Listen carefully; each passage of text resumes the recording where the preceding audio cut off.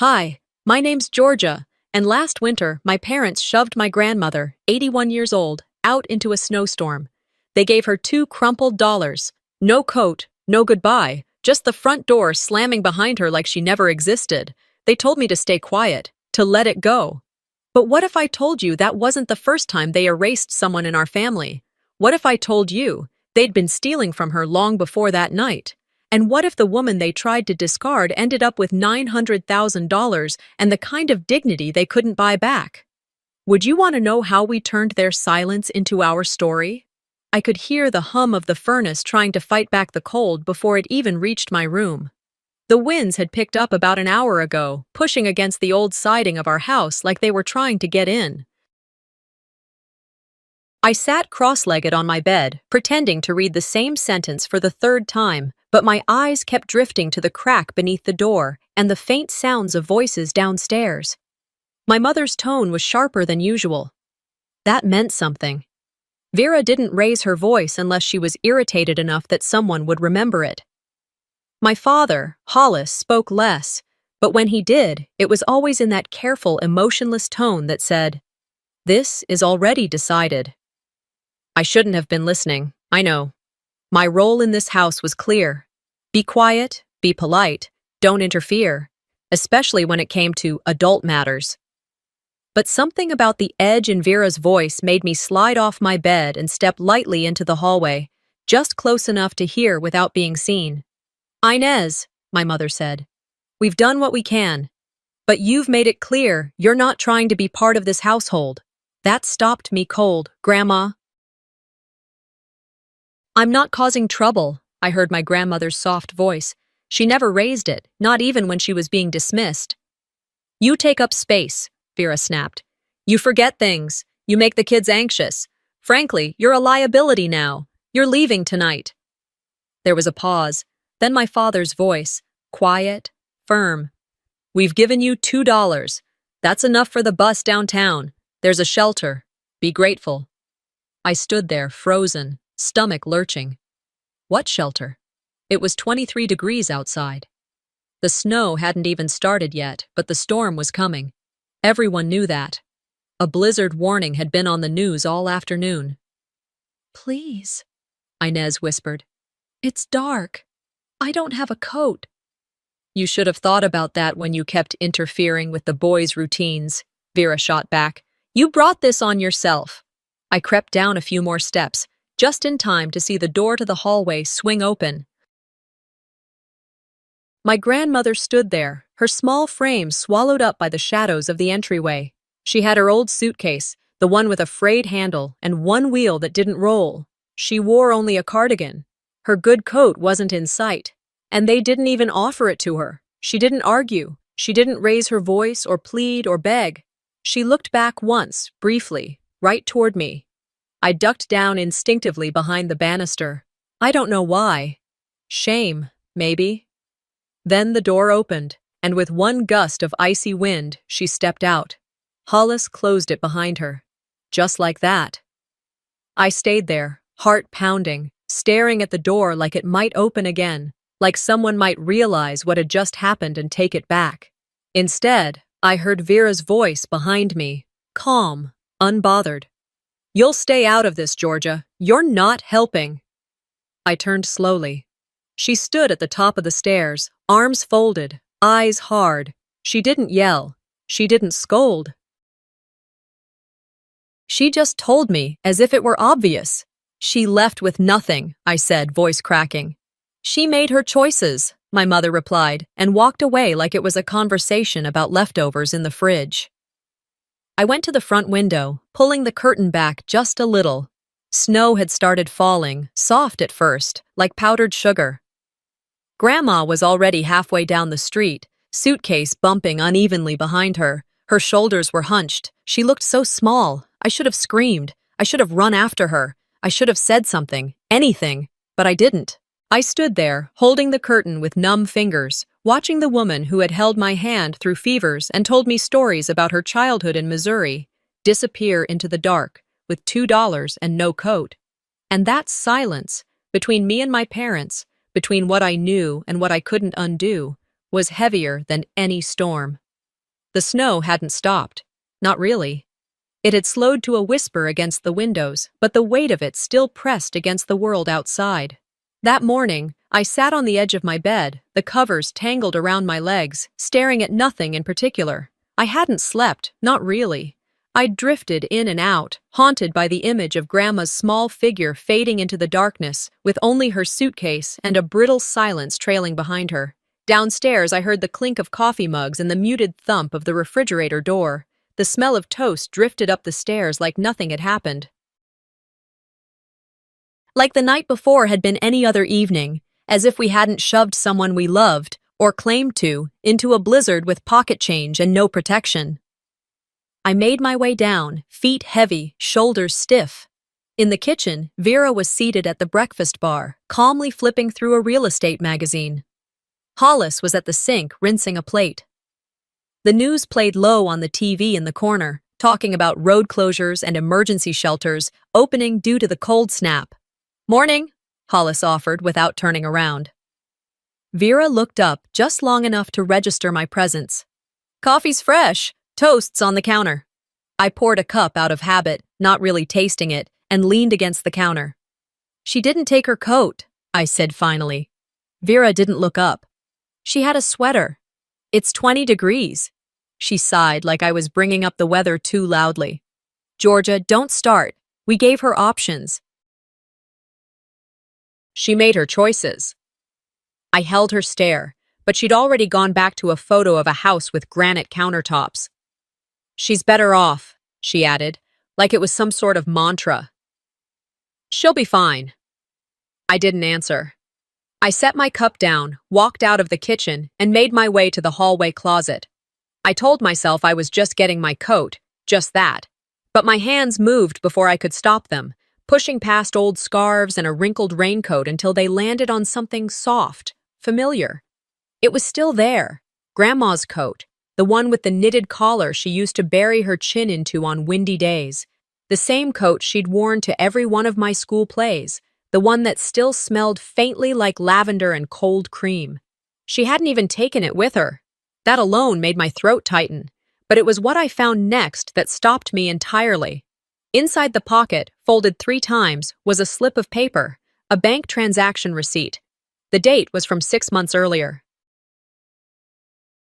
The withdrawal was for a little over $16,000, and the name at the bottom wasn't Grandma's, it was Vera's, but there was no co-signature, no authorization, nothing showing that Grandma had approved or even known about it.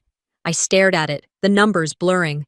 My fingers tingled, whether from the cold or from something else I couldn't name. Shock, maybe. Rage, the slow, thick kind that starts in your stomach and crawls up your spine. Because this wasn't just about tossing someone out. It wasn't just callousness or detachment.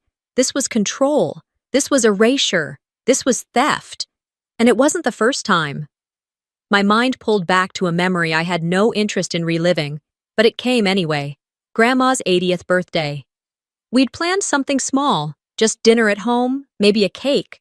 But the night before, Vera had pulled me aside, annoyed. "Cancel it," she'd said. "It's not worth the fuss. We've got Isolde's party next week." So we canceled. And the following weekend, Isolde had a blowout birthday bash, $8,000, easily, catered hors d'oeuvres, live music, a designer cake tall enough to feed a wedding. Guests from out of state. Instagrammable moments arranged like decor. I'd watched Grandma clap politely through the slideshow of Isolde's life. She'd even helped clean up after. But later, I'd found her in the kitchen, quietly wiping her eyes with a napkin, muttering something about her knees and needing a minute.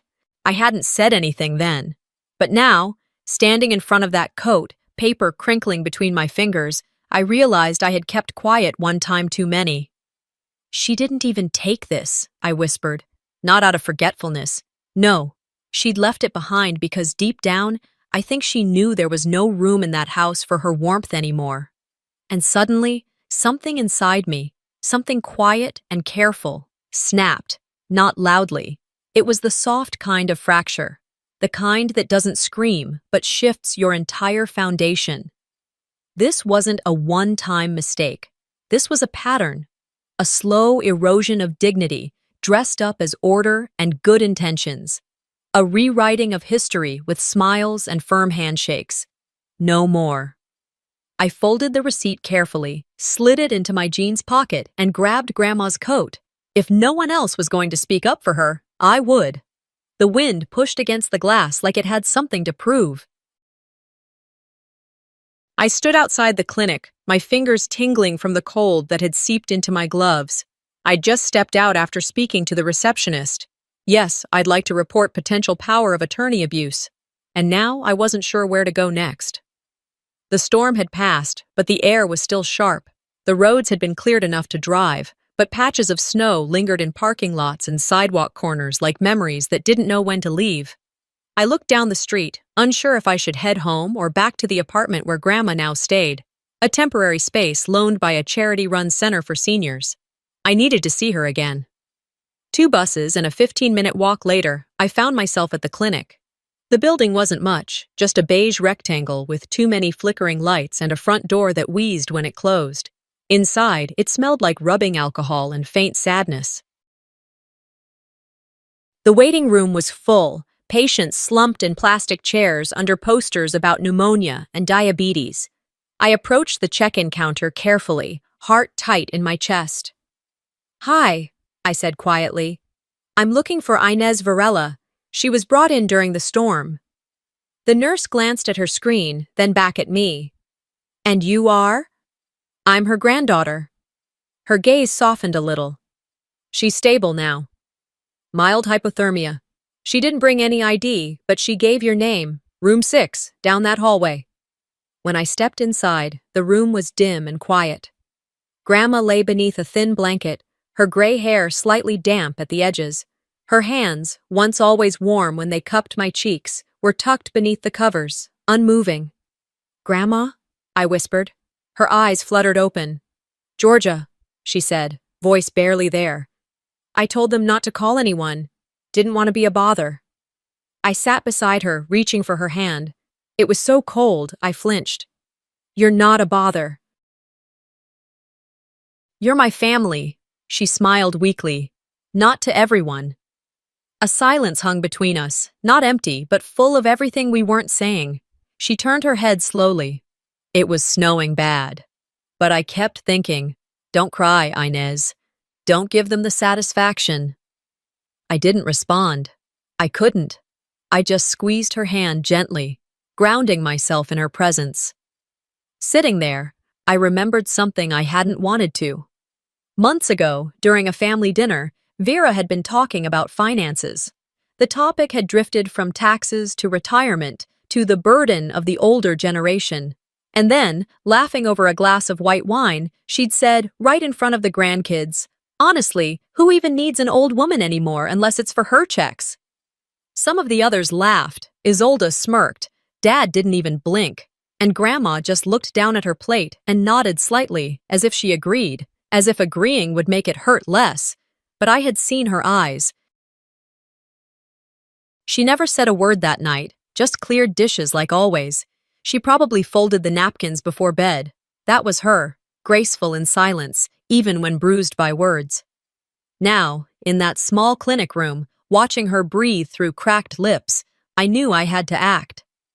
When I left, it was early evening. The sky was starting to dim, and the cold crept back under my collar. I sat on a bench outside, staring at the traffic light blinking red across the intersection. My fingers tightened around the folded receipt in my coat pocket. I didn't want revenge. This wasn't about spite or ego. It was about justice. I pulled out my phone and opened the Notes app, wrote down what I'd seen in the closet, what I'd found in the pocket, the date, the amount, Vera's signature. Then I called the number the clinic receptionist had quietly given me earlier. "State Financial Abuse Reporting Line," the voice on the line said. I took a breath. "Yes," I said, my voice low but certain. "I believe my grandmother is a victim of unauthorized financial control." The call ended 10 minutes later, and I felt like I had stepped off a cliff, but in the right direction. As I made my way to the bus stop, snow flurries started again. Lighter this time, no longer a threat, just a quiet reminder of everything we'd just survived. I didn't go straight home after leaving the clinic that night. I stopped by a coffee shop near the edge of town, one of those small, quiet places that still had booths with cracked vinyl and old jazz on the speakers. I needed time to think. I needed somewhere other than that house, even just for an hour.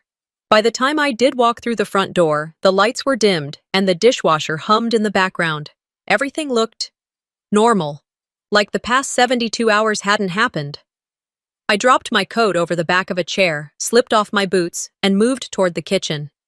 The familiar clink of forks on plates told me dinner hadn't ended too long ago. They were there, Vera and Hollis, seated at the dining table, each with a half-finished glass of red wine. The dishes had already been cleared. The table was too clean. They looked up when I entered, but only for a moment, as if I'd interrupted a commercial. I pulled out a chair and sat down across from them. Vera folded her arms. "Long day?" I didn't answer. I pulled a folded sheet of paper from my coat pocket and placed it on the table, sliding it toward her. She raised an eyebrow and slowly unfolded it. Her eyes scanned the page. Hollis leaned in. "What's this?" I spoke evenly, but my voice still trembled. "That's the clinic's intake form. Inez was admitted 2 nights ago with hypothermia. No ID. No coat. Alone." Hollis's expression didn't change, but Vera's jaw tightened. "You left her in a snowstorm," I continued. "She could have died." Vera set the paper down and exhaled sharply. "Georgia, that's dramatic. You don't know what stress we've been under." "Stress?" I repeated. "We had to make a choice," Hollis interjected. "It wasn't easy, but we made the responsible one." "No," I said, voice firmer now. "You made the selfish one." The silence that followed was thick and slow, like walking through molasses. Then Vera leaned back in her chair and gave a cold, practiced smile. "She's fine now, isn't she?" I stared at her. "She's alive. That's more than some get." There it was, the mask slipping. Just a little. I wanted to scream.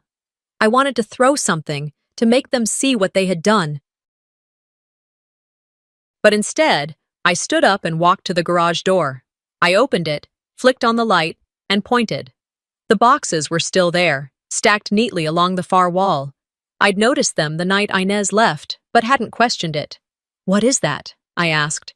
Vera appeared behind me, arms crossed. "Spring cleaning." I walked over and opened the top box. Inside were photo albums, one from a trip to Yellowstone, one from her 50th anniversary with Grandpa Henry. A framed picture of him smiling in his work overalls, paint-stained fingers gripping Inez's shoulder, knitting yarn, her favorite ceramic mug wrapped in newspaper. "You packed her things before you told her to leave," I said, turning around. "Did she even get a chance to say no?" "She didn't need to," Vera replied, voice tight. "She knew. She's not dumb." "She's not trash," I said. The housekeeper, Maria, had stepped into the doorway quietly, a dish towel still in hand. Her eyes flicked to the boxes, then to me. I could see it in her face. She knew. She'd been told not to say anything. "Maria," I said softly, "did Mom ask you to pack these?" Maria hesitated.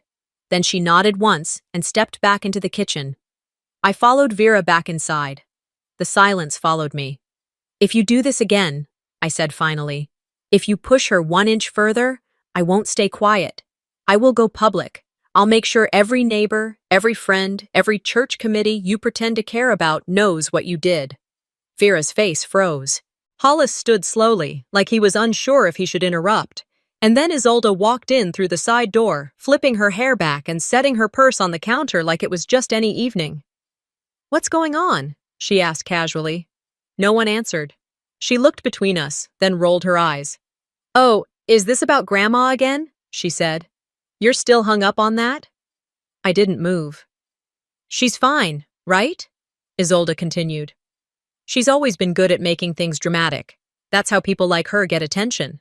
And you," she looked at me, "are just feeding into it." I turned to her. "Feeding into it?" "Yeah," she said. "This crusade of yours, it's going to rip this family apart. For what? An old woman who can't even remember what she said yesterday?" I felt something rise in me then. Not anger, not yet, but something heavier. a resignation that still had fight in it. "You'll break the family for that old woman?" Isolde asked, almost scoffing. I didn't blink. "No," I said, voice steady. "You already did." I waited until Thursday night.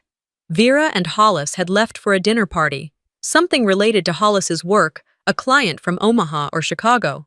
I didn't really care. Isolde was at some gallery opening, no doubt sipping champagne and pretending to understand postmodern sculpture. The house was quiet. Too quiet. I walked down the hall and paused outside my father's office. The door was closed, as usual. I turned the knob. Unlocked. I stepped inside and gently pulled the door shut behind me. The smell in the room, aged leather, printer ink, and faint cologne, wrapped around me like something that had long stopped welcoming. I knew exactly what I was looking for. There was a tall cherrywood filing cabinet tucked behind his desk. I'd seen him open it a dozen times with a silver key he kept in a hollowed-out book on his shelf. I found it in seconds. The key slid in with a soft click. The third drawer down had what I needed. It was labeled, in my father's neat handwriting, POA, Inez V. I stared at that label for a moment, bile rising. Inside were papers, some typed, some handwritten, and then a thin folder labeled Disbursements. I flipped it open. The first page was a transaction slip. Withdrawal, $16,400. Authorized by Vera Elston. There was a signature, hers, but nothing else. No initials from Grandma, no secondary approval, no mention of a legal representative. I flipped through more.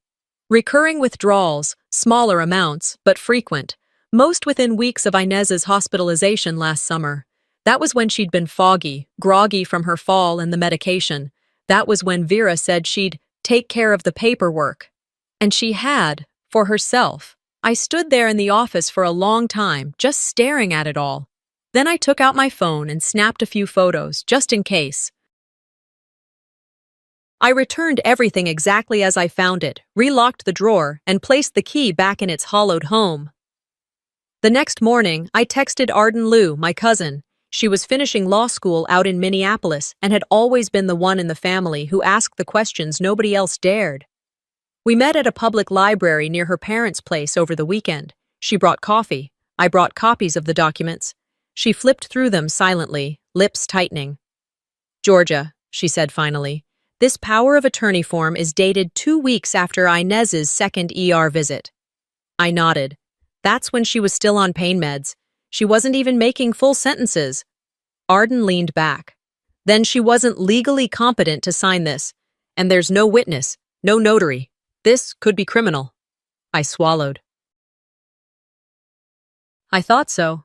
She'd need to be evaluated to verify capacity, and that clearly didn't happen. We sat in silence for a moment, sipping our drinks while the world bustled quietly around us, college students typing, an old man snoring into a newspaper. Arden glanced at me. "Do you want to file?" I hesitated. "Not yet. I want to understand all of it first." She nodded. That afternoon, I went to see Grandma. Her temporary apartment wasn't fancy, but it was warm and safe. A caseworker had helped place her there, and she seemed more at peace than I'd seen her in months. We sat on the little love seat, sharing some peppermint tea. She adjusted her scarf and looked out the window. "I miss my old doctor," she said suddenly. I looked over. "Dr. Simmons?" She nodded. He understood my knees, knew exactly where it hurt without me having to say much. Then one day, they told me he wasn't coming anymore. "Did they say why?" She shook her head. "Just said I didn't need it anymore. Said it was too expensive." Later, I called the clinic. The receptionist was kind but guarded. "Yes," she said slowly. "Dr. Simmons used to do monthly visits. But your mother called to cancel services last fall, said they were redundant, not medically necessary." I hung up quietly. I sat on the bus ride home with a strange ache in my chest. There was something cruel about taking away care from someone who never asked for much, about dressing it up as efficiency or financial wisdom. That night, I sat at my desk with the folder and started drafting an email. Subject line, "Elder Financial Misuse. Elston family case. I got halfway through. Then I stopped. Not because I doubted myself, but because I realized I wanted more than a report. I wanted truth. Documented. Visible. I printed out every form, every screenshot. I placed them neatly in a manila envelope. Then I opened my laptop and typed in a name I'd followed quietly for months. Felix Gannon. Financial journalist, known for his exposés on small-town corruption and family embezzlement. He wrote like a man who didn't blink. I sealed the envelope and slid it into my coat. The next morning, I walked to the post office and handed it over the counter. Certified mail. Signature required. I wasn't just uncovering their lies. I was rewriting our legacy. After I dropped the envelope at the post office, I didn't head straight home. Inez was waiting for me at the diner on Hawthorne Avenue, the one with the squeaky booths and chipped mugs, where you could sit unnoticed for hours and no one would rush you. I found her at our usual booth by the window, nursing a lukewarm cup of tea, wearing that same soft pink sweater she always claimed was older than me. She looked up when I slid in across from her. I didn't say anything at first. Neither did she. Then she smiled, that tired but knowing way only older women do. "You look like someone who just made a big decision." I chuckled under my breath. "You could say that." She patted the table gently. "We won't fight them, Georgia. We'll outlive them, with dignity." Inez had always believed in quiet resistance, not out of weakness, but out of principle. She once told me, "Making noise is easy, living well in spite of them. That's the revolution." We finished our tea. I paid as usual, even though she always tried to argue. Then we walked together, slowly, her arm tucked in mine, to the credit union a few blocks away. Inside, we met with a woman named Reba. She wore tortoiseshell glasses and had a voice like she'd been singing in choirs since the 80s. Reba helped us set up a joint savings account, only in my name, but for Inez's security. Inez didn't want anything that could be touched again by Vera or Hollis. When Reba asked where the funds were coming from, I just said, "Personal," and smiled. That was enough.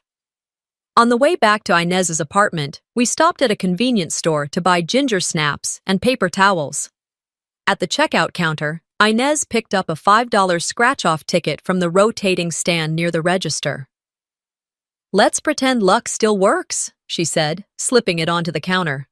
The clerk laughed. "Sometimes pretending's enough." We didn't scratch it right away.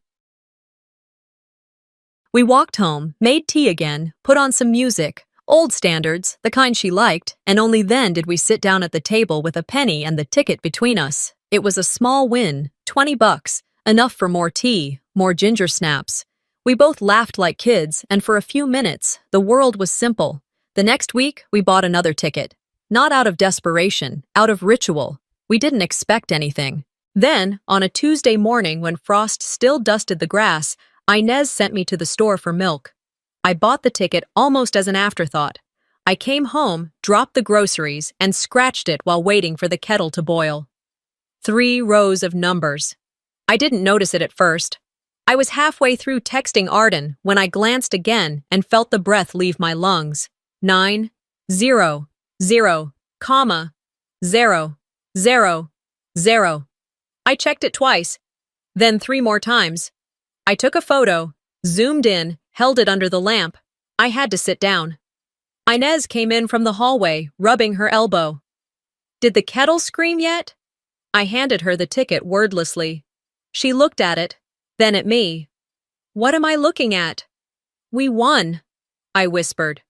She blinked. "How much?" "Almost $1 million. She sat down slowly, the ticket still between her fingers. "Well," she said softly, "I'll be damned." We didn't jump or scream or even smile. Not right away. We just sat there, surrounded by the sound of the kettle boiling and a kind of stunned silence that wrapped around us like a quilt. Later that afternoon, after the claim was verified, after the paperwork was started, after the bank manager shook my hand 3 times too firmly, we went home and sat again. No one else knew. No one would, not yet. "Keep it quiet," Inez said. Let them think we're still the ones they tried to forget. And I agreed. I called Arden, explained what happened, and asked for her help setting up a nonprofit. We named it the Varela Dignity Fund. Its mission: to provide emergency aid to seniors pushed out by their own families. The irony wasn't lost on any of us. Arden handled the paperwork with a precision that reminded me why she'd always been the sharpest in the family. We kept Inez's name off every official document, only referencing her as the fund's inspiration. Publicly, she was a ghost. Privately, she was the architect. The fund's bank account was opened, Inez's apartment lease was extended, her doctor reinstated, and I went back to smiling politely at family dinners and nodding through Vera's monologues about self-made success. But things had shifted. Vera started to notice. One evening, she caught me humming in the hallway. "You seem unusually cheerful these days," she said, pouring herself a glass of wine. "Maybe I'm just getting better at keeping things in perspective," I replied, watching her carefully. She narrowed her eyes. "You know, people who act too happy are usually hiding something." I smiled. "Then I guess I've got a lot to hide." That night, back in my room, I opened my laptop and checked my email. There it was. From Felix Gannon. Subject: Let's meet. And just like that, I knew. They thought silence was surrender. They didn't know silence could be strategy. The meeting was set for Saturday afternoon, just 2 days before the gala. Vera framed it as a family regrouping over dinner, her favorite way of masking landmines with linen napkins. She even made her rosemary chicken, the one she used to pull out whenever she needed the illusion of warmth. I showed up wearing the most neutral expression I could summon, but my spine was coiled tight. I knew better by now. Vera didn't do reconciliation. She did containment. And that night, I was the leak. The table was already set when I walked in. Hollis sat at the head, eyes buried in his phone. Isolde leaned against the counter, swirling wine in her glass like a game show host about to read the wrong answer. "Glad you could make it," Vera said as she emerged from the kitchen, drying her hands on a towel. Her tone was smooth, but her eyes sharpened the moment they met mine. I sat down and folded my hands. Vera took her seat across from me. "Let's begin." There was no small talk, no grace. "Georgia," Isolde started, voice thick with fake pity. "We know it was you who called the state. Mom found out. You don't have to keep denying it." I didn't blink. "She has friends in the agency," Isolde went on. "They talk. We know." Vera nodded solemnly, as if delivering news of a funeral. "We're disappointed. Deeply." Hollis said nothing. I reached into my bag and pulled out the small voice recorder Inez had given me 3 weeks prior. The one she'd used to record conversations around the house when she started feeling unsafe. She'd been unsure if it would matter. But now, it was everything. I placed it gently on the table, clicked play, and leaned back. The recording crackled for a second, then came the unmistakable sound of Isolde's voice. "Just blame the little one. She's always invisible anyway.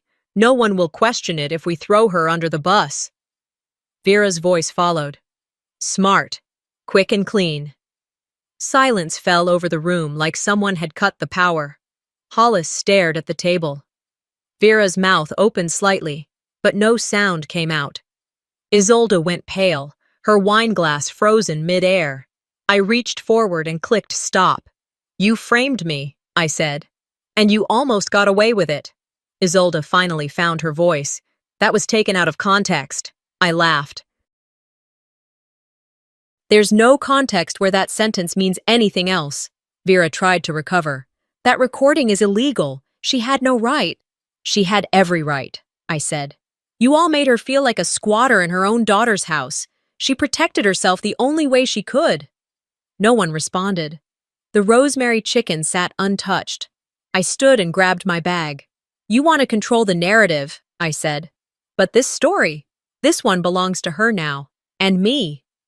I walked out, letting the front door close behind me without slamming it. Some silences deserve precision.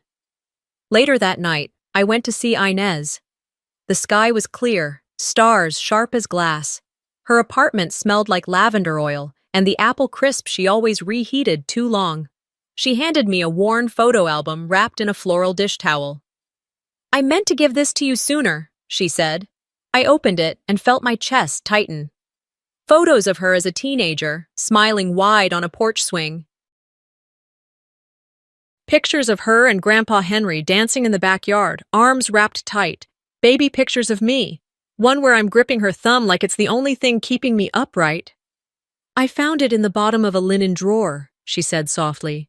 "Your mother hid it," said memories confuse the kids. I turned each page slowly, my fingers tracing the edges of decades. "She didn't want us remembering," I said. "She didn't want you understanding," Inez replied.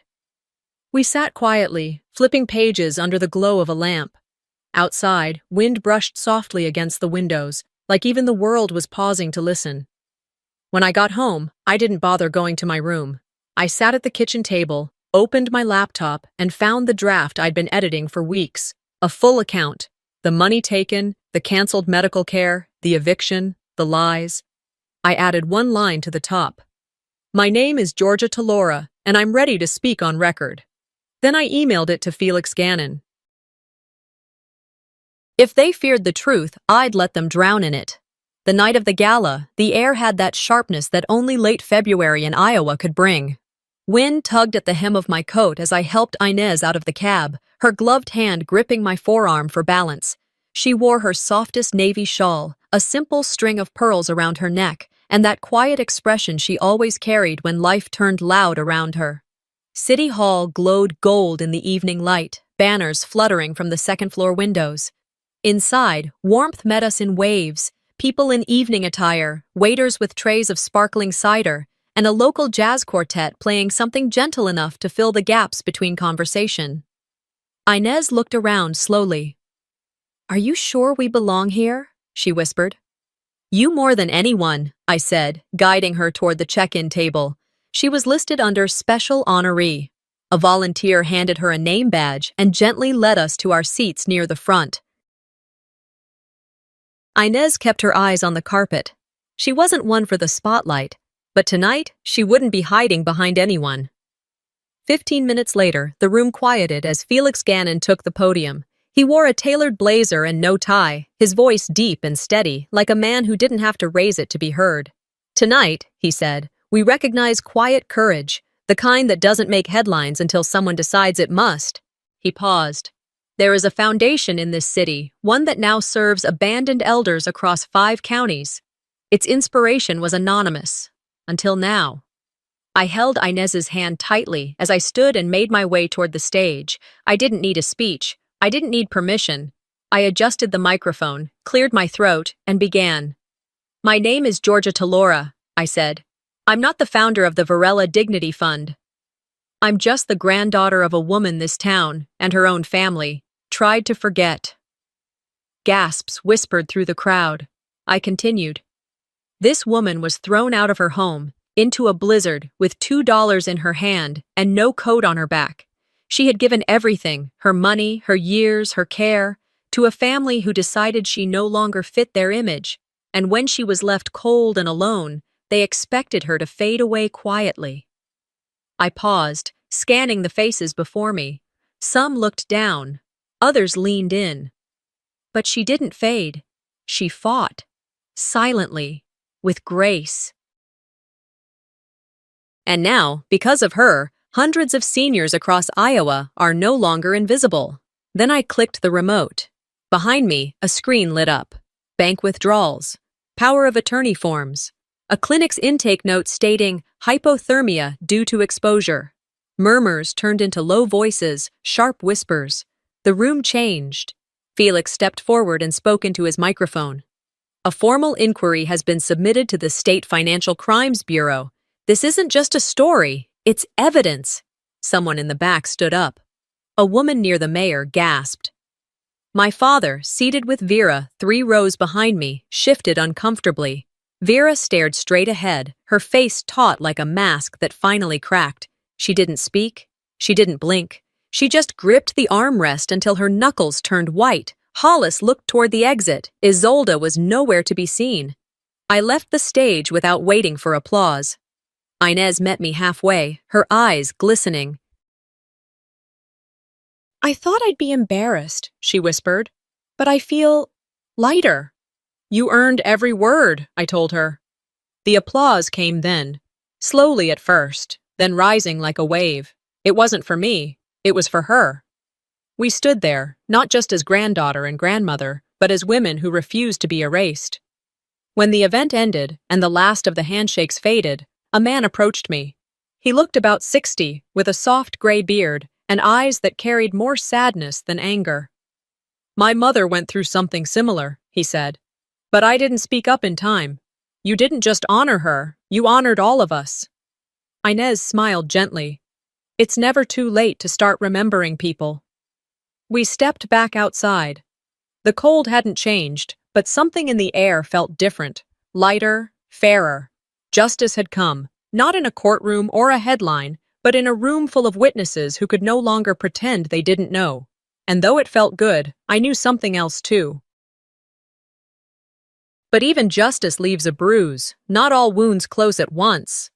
2 weeks after the gala, the air in my apartment still held the echoes of everything that had just happened. The newspapers had moved on. The neighbors no longer whispered when I passed them in the grocery store.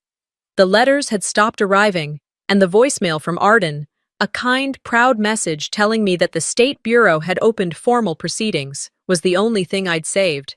It was a gray morning, the kind that didn't make promises. I stood by the window, watching the bare branches outside sway with the breeze. Life, at least on the outside, had returned to its routine. But inside me, something was still settling. There were days I felt weightless, freed, and others when I still heard Vera's voice in my head, that clipped tone wrapped in sugar. "You always did take things too personally, Georgia." Or his old sneer, "You'll regret tearing this family apart for one old woman." But I never did. That morning, I brewed tea, opened my laptop, and declined another interview request, this one from a national radio program. I didn't need a spotlight. The story had already been told. The work we were doing now, growing the fund, helping more seniors, spoke louder than anything I could say on a podcast. Around 10, Inez called. "Come by later," she said. "I have something for you." I walked to her place just before noon. The sky was trying to brighten, but winter wasn't done yet. Her porch was swept clean, the rocking chair out again. She sat there wrapped in a quilt, a mug of chamomile in one hand. "You're early," she smiled. "You're always early," I said, sitting beside her. She handed me a small wooden box, its hinges slightly rusted. I recognized it. It had once sat on her nightstand back in the old house. I hadn't seen it since she left. "Open it," she said gently. Inside was a photograph, one I hadn't seen in years. I was maybe 4, curled up asleep on her lap, a stuffed bear slipping from my arms.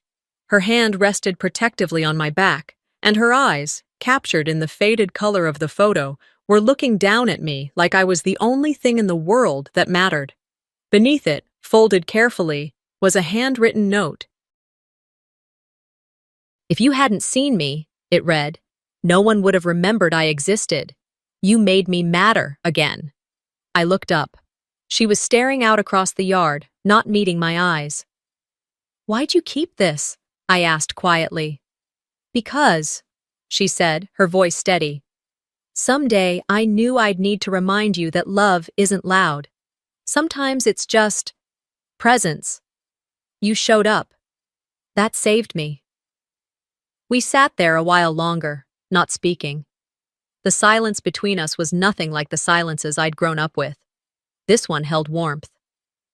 Later that week, I moved the photo to my nightstand. I turned down another interview. Felix Gannon had emailed to say the full feature would run Sunday. I didn't open it.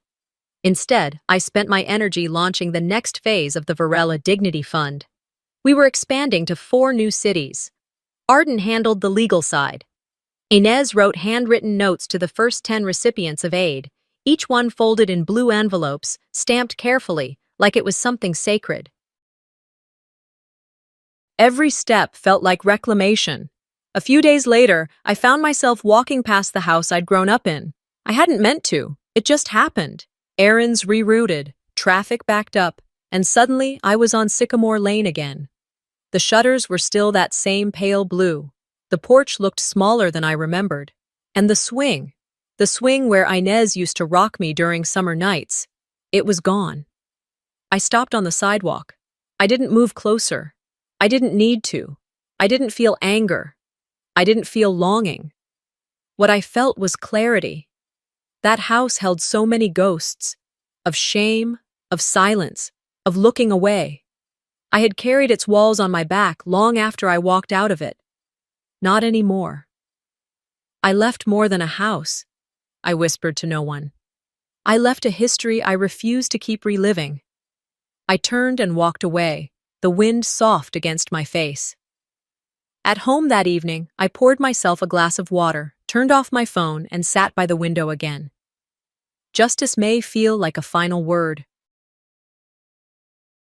But sometimes, it's just the start of speaking your truth.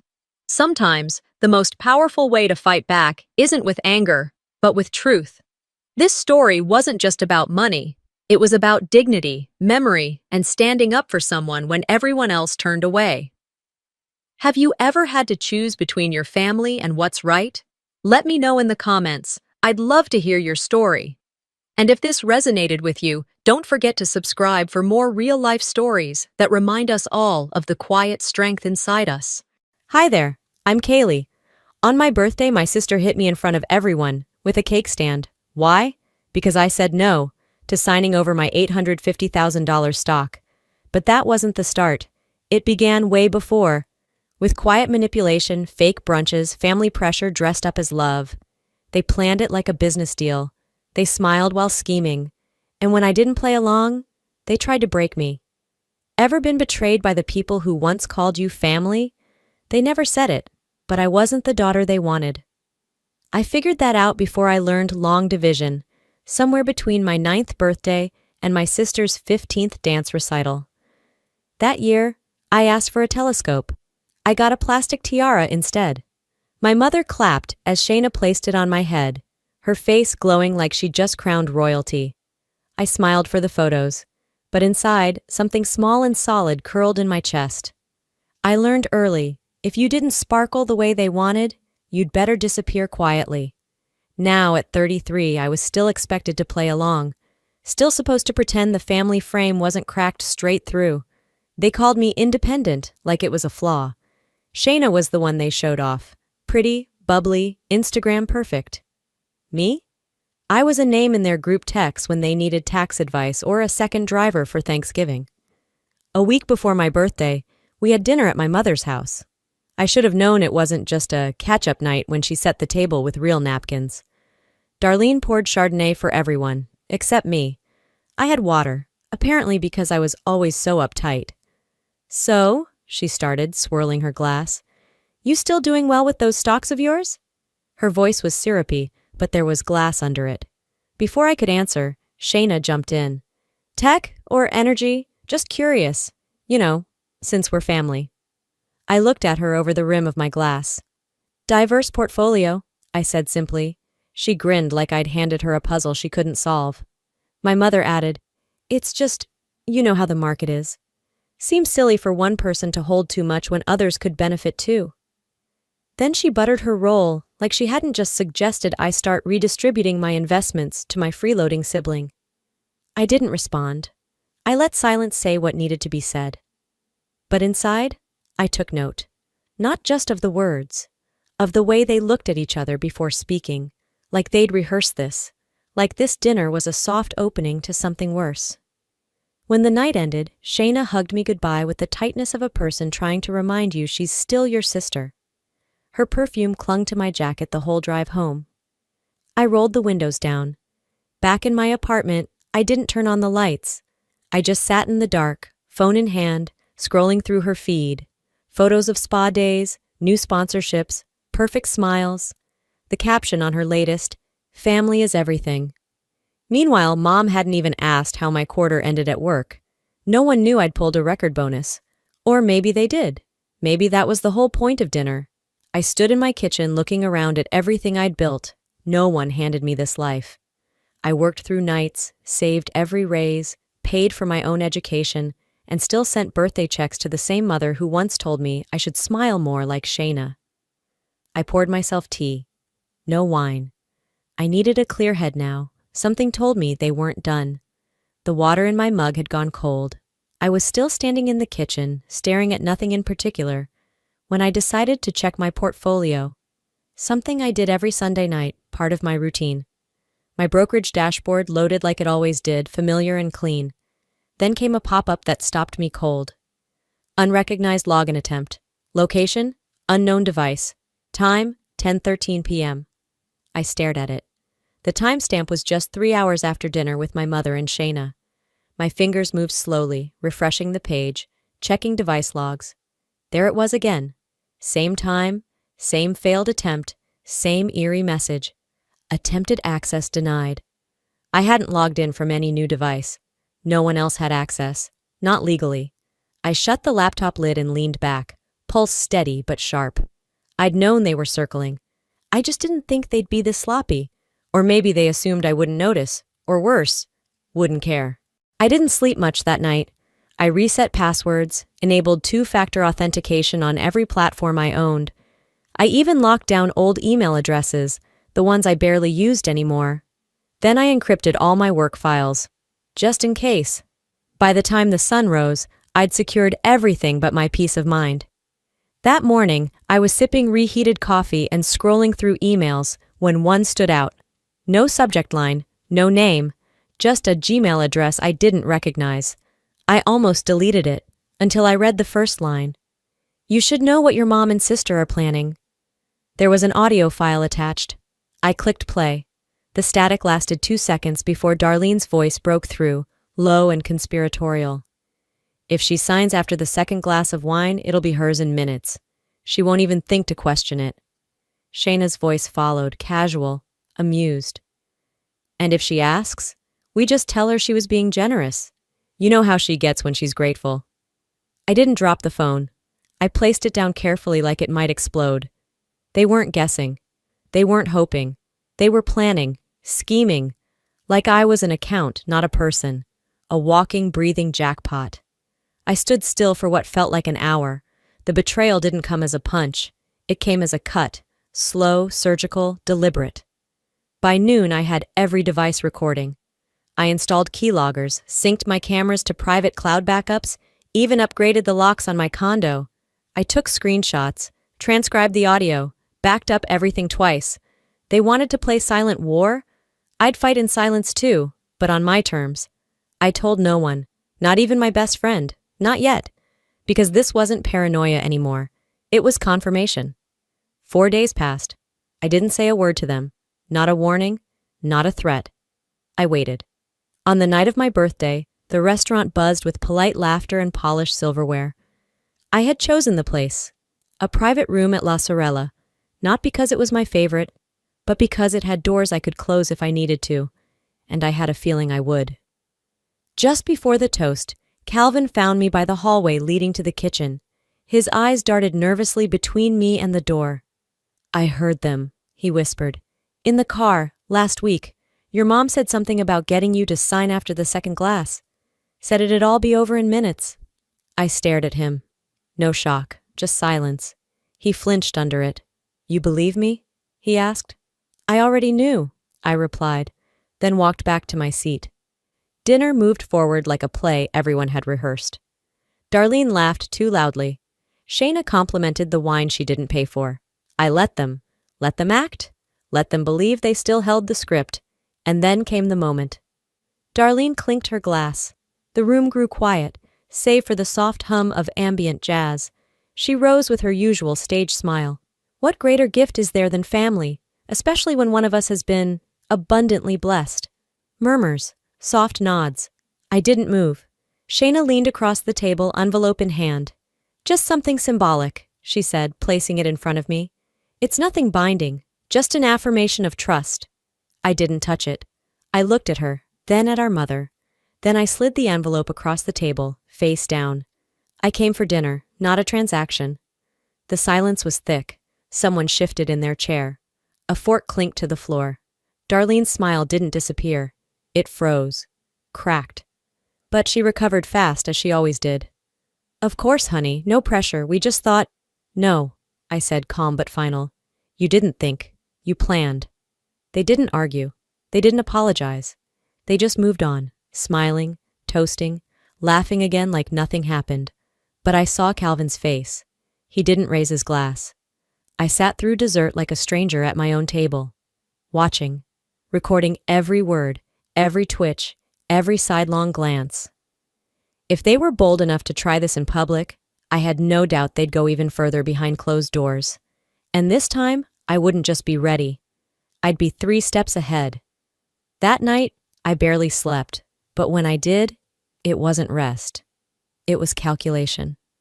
By sunrise, I was at my kitchen table with a notepad, listing every moment from the dinner. Who spoke, who didn't, what time that envelope hit the table.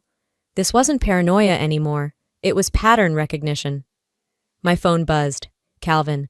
I don't know what to say. That wasn't okay. Me. Thanks. I warned them. This is on them now. I meant every word. By mid-morning, I called Darlene. She picked up after 2 rings, her tone sweet, like she didn't spend the past week treating me like a target. Morning, sweetheart. I'll keep this short, I said. If you bring this up again, stocks, signatures, anything, I'll consider it harassment, public or private. There was a pause. You're being dramatic, she replied, that condescending tone curling under her breath. We're family, Kaylee. Then act like it. I ended the call and saved the timestamp. Later that afternoon, I met up with Quinn, an old college friend who worked in a paralegal office. We sat in a coffee shop, quiet and off-grid. I showed her the messages, the login logs, even the transcribed voice memo. She didn't blink. You need documentation. Keep backing up everything. If they try again, you'll be covered, legally and morally. I'm not planning revenge, I said. I know, she nodded, but they don't. That night, I made a folder on my cloud drive. Case_backup_1. I added subfolders. I built a timeline. And then I wrote a short summary at the top of a document. What they tried to take from me wasn't just money. It was control. I leaned back in my chair. My hands weren't shaking anymore. Let them keep pretending. Let them think I was still the quiet one. They had no idea what quiet could really do. 2 days after the dinner debacle, I walked into Shayna's condo already knowing it was a trap. Everything was staged.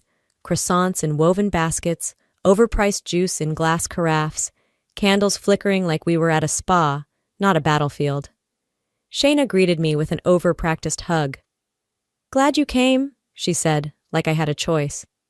Darlene was already seated, her posture stiff, hands folded neatly on her lap like she was preparing to give a sermon.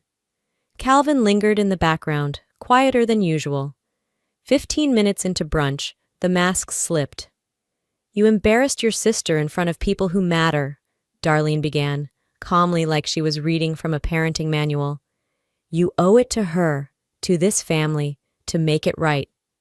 Shayna slid the envelope across the table again like it was nothing. It's just legal housekeeping. Sign it, and we can all move forward. I didn't touch it. Any further pressure, I said, and I'll treat this as an attempt to defraud. Try me. They blinked. Darlene's lips parted, but I didn't give her time. You act like my success is an accident, like I'm a glitch in your perfect picture. I worked for everything I have. I earned it. Darlene's voice turned sharp. You think that stock makes you better than us? No, I replied. But what I sacrificed for it, that's what makes me different. The room fell silent. Then Calvin stood up. This isn't brunch. It's bait, he said flatly. You didn't invite her to reconcile. You wanted her signature. Darlene's head snapped toward him. Shayna's jaw dropped. I reached for my coat. You can keep the food, I said. I'm done feeding this cycle. I left without looking back. Back at my place, I didn't unpack. I documented everything. What was said, who was there, what time it happened. Then I emailed Jerome, the attorney Quinn recommended. Subject line, requesting consultation.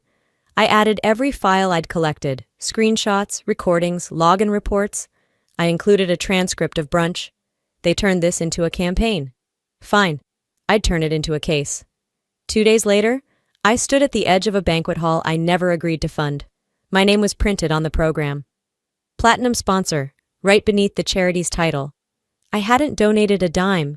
The walls were wrapped in white fabric, the kind meant to hide flaws, and each table was topped with centerpieces more expensive than honest conversation in my family. Darlene stood near the podium. Shayna was already mingling, beaming in red silk, her voice sharp with charm. I kept to the corner until Shayna's voice floated over the speakers. We're so grateful to my sister Kaylee, whose generosity helped bring this night to life. People clapped. Darlene turned and pointed me out like a prize pig. My hands curled into fists. When the applause died down, I stepped forward. I need to clarify something, I said, my voice even but loud enough. I wasn't informed, and I didn't approve the use of my name or likeness for this event. I won't be associated with this presentation. There was silence. Then, murmurs. Shayna came down from the stage, fake smile frozen in place. Kaylee, don't be dramatic, you're overreacting. No, I replied, you're exploiting. She hissed through her teeth. Can't you just pretend for once? I stopped pretending the second you turned my life into leverage. I turned to leave. She followed. You really want to ruin this? And before I could respond, she snapped. She reached toward the dessert table, grabbed a metal cake stand, and hurled it like it had weight to prove. It struck my temple. I crumpled to my knees. Gasps filled the air. Someone screamed. Blood hit the marble floor before I could even process the pain. A videographer dropped his camera bag, phone already out filming. Tobias, a cousin I hadn't spoken to in years, pushed through and knelt beside me. Call 911, he barked. Calvin's voice rose. You assaulted her in front of everyone. Darlene shouted at me from across the room. Look what you did! You pushed her too far! My dress stuck to my skin. Warm, wet. I didn't argue. I didn't scream. I reached for my phone, opened the camera, and hit record. Hours later, under hospital lights, a doctor told me I had a minor skull fracture. A police officer stood by my bed. I want to press full charges, I said. No settlement, no contact. He nodded. I asked for a pen. Then I called Jerome. Prepare everything, I told him. I'm done letting them write the rules. Tobias came by the next morning. He didn't text first. He just knocked, 3 times, slow and solid. I opened the door with a bandage still taped to my temple. He didn't flinch when he saw it. I've got the video, he said. Everything. He handed me a flash drive. I didn't plug it in right away, just held it in my palm like it weighed 100 pounds. But when I did, when I finally watched Shayna raise that cake stand and swing, it all looked worse than it felt. Even the blood on the floor, even my mother yelling that I'd caused it. Jerome watched the footage next. No emotion, just silence. When it ended, he leaned back in his chair and said, We're not asking for justice anymore. We're invoking it. Calvin reached out later that day, said he had old recordings on his phone, conversations with Shayna. One of them had her laughing about gaslighting Kaylee into gratitude. He forwarded the audio. It clicked like puzzle pieces falling into place. Shayna wasn't impulsive. She was deliberate, practiced, cold. By the following morning, Jerome had filed charges. Felony assault plus attempted financial coercion. A restraining order was processed, and subpoenas prepped for the guests who saw it all. The press caught wind within 24 hours. Tech analyst assaulted by sister over inheritance dispute. They used a flattering headshot from LinkedIn, one I'd nearly deleted. Darlene and Shayna tried to get ahead of it. They claimed I faked the injuries, that I had a breakdown, and they were just trying to protect me from myself. But video doesn't lie. Tobias agreed to testify. So did a woman from the catering staff who'd witnessed the hit and never forgot the sound. Calvin sent more screenshots. Shayna had been spiraling. Texts about finally getting what she deserved, about teaching Kaylee a lesson. Jerome's team expanded. Even a media advisor offered to volunteer. Your case is strong, she told me, and your voice is finally being heard. That night, I stood in front of the mirror, tracing the bruise that spread like ink down my cheekbone. They'd tried to turn my life into a weapon. I'd make sure the truth struck harder. The courtroom was colder than I expected, not in temperature, just in silence. The kind of hush that made even shoe scuffs sound disrespectful. I sat beside Jerome at the plaintiff's table. Shayna sat across the aisle, arms crossed, her lawyer whispering urgently in her ear. Darlene had her sunglasses on indoors, like hiding behind them might soften the truth. The judge entered. We rose. Jerome started with the video. No monologue, no drama, just played it, raw. Shayna swinging the cake stand. Me collapsing. Darlene yelling. The gasps in the gallery weren't mine this time. They were real. Tobias took the stand first, then the caterer, then Calvin. She was baited, humiliated, and then struck, Calvin said. And I stood there watching it unfold. Shayna's attorney called it a misunderstanding triggered by emotional stress. Darlene doubled down. My daughter exaggerates everything. She's always been sensitive. When it was my turn, I stood. I didn't look at them. I spoke to the jury. This wasn't about emotion, it was entitlement. I wasn't attacked because I said something cruel. I was attacked because I said no. Shayna refused to testify. She whispered to her lawyer with a fury that made her hands tremble. The jury deliberated for less than 4 hours. Verdict, guilty. Felony assault for Shayna. Civil liability for Darlene. Shayna would face probation, court-ordered therapy, and restitution. Darlene was fined and named in the civil judgment. Calvin didn't wait for them. After the sentence was read, he stood, looked once at Shayna, and walked out alone. Outside, reporters circled. I didn't stop. I didn't speak. I let the silence trail me like armor. Later that evening, back at my apartment, I opened my voicemail. Darlene's last message. You destroyed this family. I hit delete. Then I framed the verdict summary. Not out of pride, but out of proof. A reminder that standing up doesn't always look like screaming. Jerome called. It's over, he said. Legally? I asked. Yes, personally? He paused. That's yours to decide. I nodded, even though he couldn't see it. Then I opened my laptop and started researching flights. Somewhere warm, quiet, solo. I didn't pack much. A carry-on, a sweater that still smelled like cedar, and the same flats I wore to court. I wasn't running away. I just needed distance, physical proof that I could leave everything behind, even for a few days. The morning before my flight, I sat in my kitchen. The silence was different now. It wasn't heavy with dread, just still. No new texts, no missed calls, not from Darlene, not from Shayna, not even out of spite. I walked to the Denver Botanic Gardens. The trees were bare, but I liked them better that way, honest. You could see their skeletons, no leaves to hide behind. A couple passed me pushing a stroller. I wondered if their family was gentle, or if they just looked that way from a distance.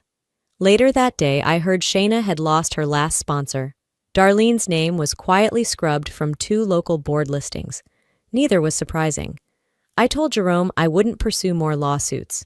It's not about grace, I said. I just want my life back. He nodded. Sometimes peace costs more than revenge, but it lasts longer. I left for the airport before dawn the next day. TSA was quiet. No one recognized me, thank God. On the plane, I pulled out my laptop. I opened a blank document. At the top, I typed, "Notes to my future self." Then I wrote the first line. You chose yourself, even when no one clapped. That's worth everything. We took off over the Rockies. I looked out at the mountains, and for the first time in months, I didn't brace for a drop. Some scars don't heal, but they stop bleeding, and sometimes that's enough. You know, if I could go back and whisper something to the version of me from a year ago, before the birthday, before the betrayal, I wouldn't say, watch out. I'd say, you're stronger than you think, and the people who count on your silence, they fear your voice more than they fear being wrong. Family isn't just about blood. It's about respect, safety, and truth. I learned, painfully, that setting boundaries might not protect your relationships, but it will protect your peace, and peace is priceless. To anyone watching this who's been gaslit, minimized, or made to feel like their success is something they owe, you don't owe anyone access to what you've earned, not even your family, especially not your family if they weaponize love to control you. And now I want to ask you something real. Have you ever had to choose between loyalty and your sanity? Between being the nice one and finally being honest? Let me know in the comments. If you related to this story, drop a 1 or tell me what city or state you're watching from. If it didn't hit home, tell me why. I'm here to listen. We all grow from different truths. If this story moved you, Don't forget to subscribe to this channel for more true stories that matter.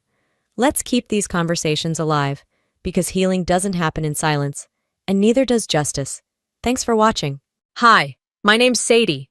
3 weeks ago, my stepmother slapped me across the face at a family party. My stepsister clapped. My father just took another bite of his steak. That was the moment I stopped pretending I was part of their legacy and started reclaiming what they tried to steal. They'd been planning it for years, erasing my name from photos, calling my home theirs, drafting a deed behind my back.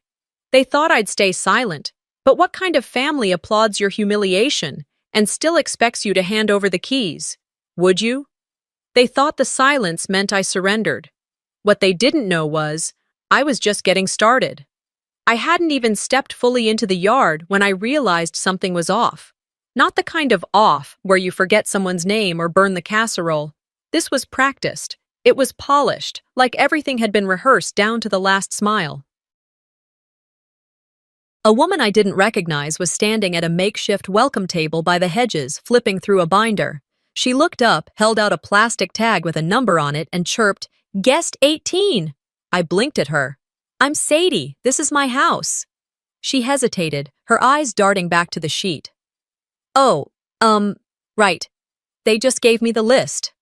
Of course they did. I took the tag and clipped it to my shirt without a word.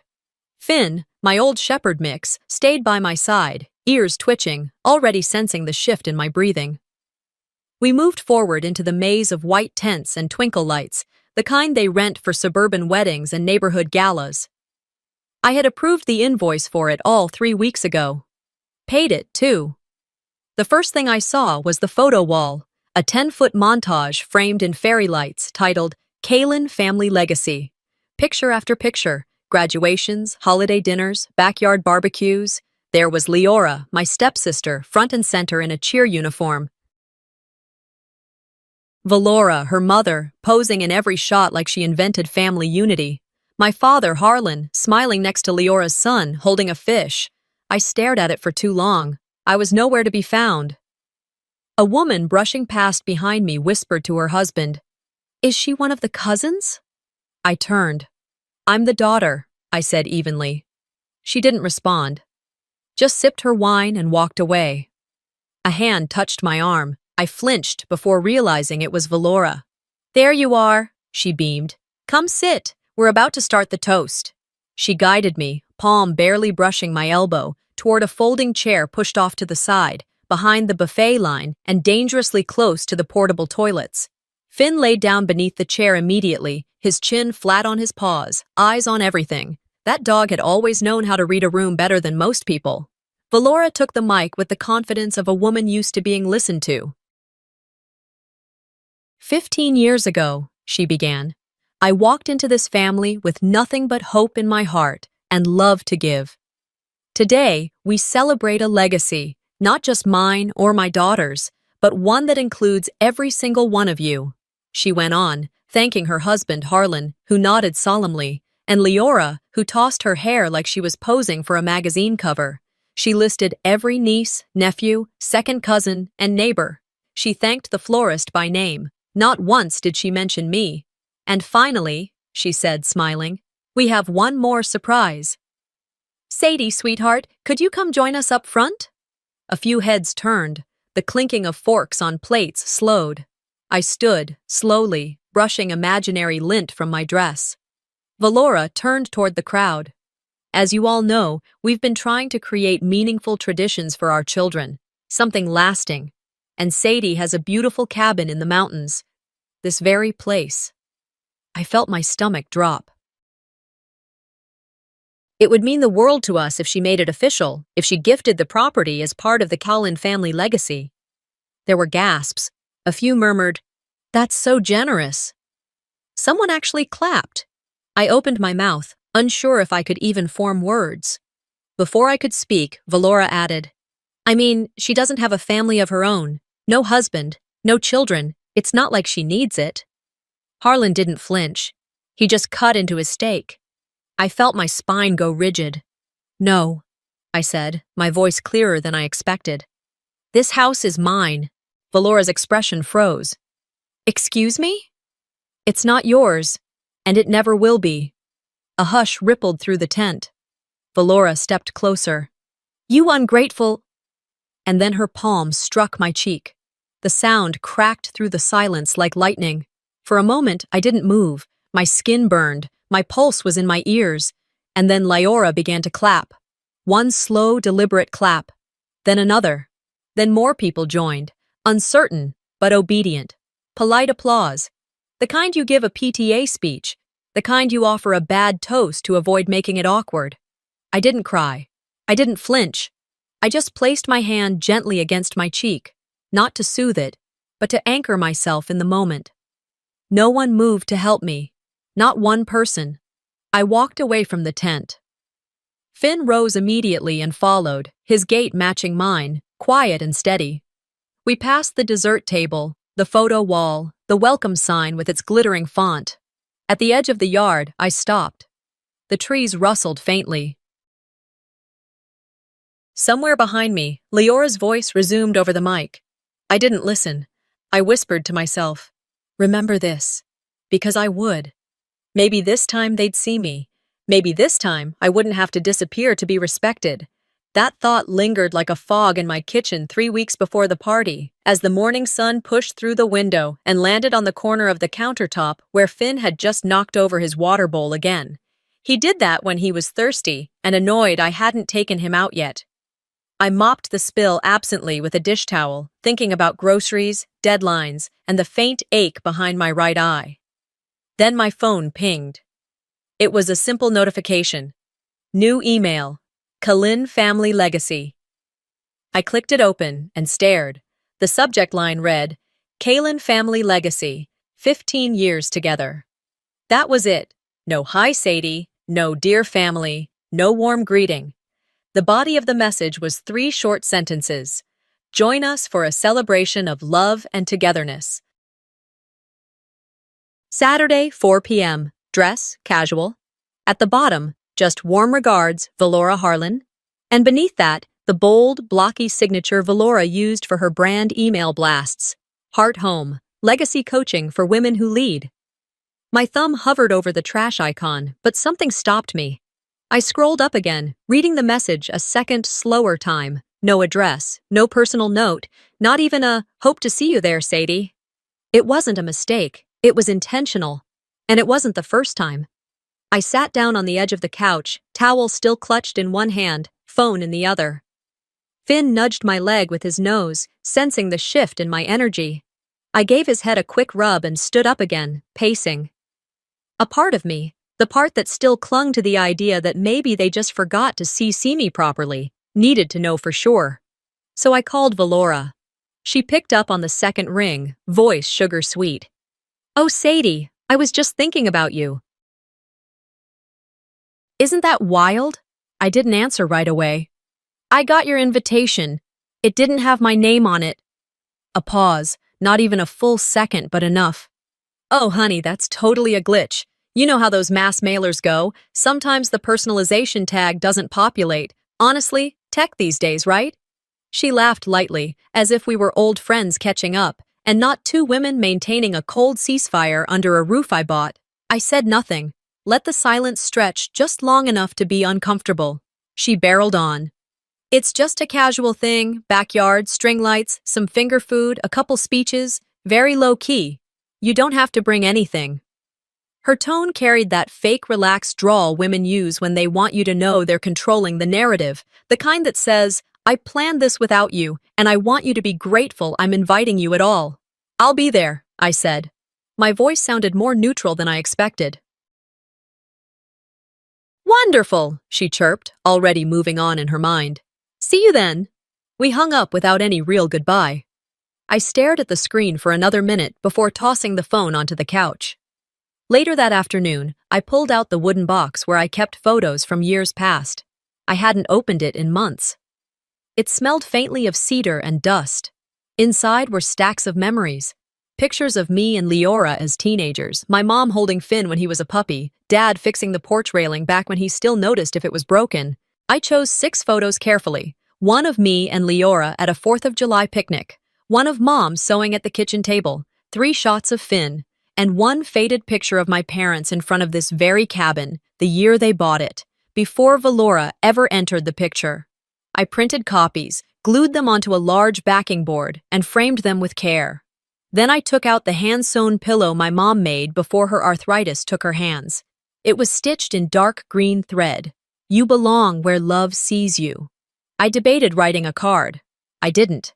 I wrapped the pillow and collage in neutral paper, tied it with twine, and placed them both in a box. Then I set the box on the entryway bench, where it sat untouched for the next 2 weeks.